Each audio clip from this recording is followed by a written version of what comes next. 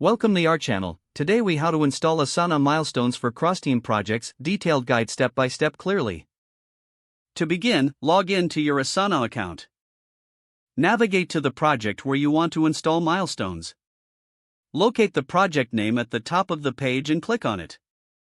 In the project view, find the section where you want to add the milestone. Click on the Add Task button to create a new task. In the task name field, type the name of your milestone. Next, click on the task to open the task details pane. On the right side, click on the drop-down arrow next to due date. Select the desired date for your milestone.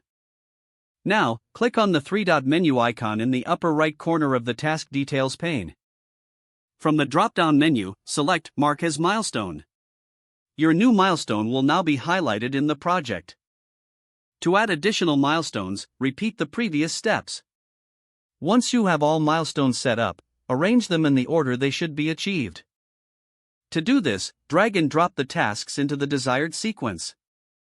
After creating milestones, communicate with your teams about their importance. Encourage team members to check off tasks leading up to each milestone. Regularly review the project progress against the set milestones. This will help ensure that the project remains on track. Once milestones are achieved, celebrate the accomplishments with your teams. Regular milestone updates keep everyone informed and motivated. Make adjustments as necessary to accommodate any project changes. This will help maintain alignment across teams. By following these steps, you'll enhance your team's workflow and productivity.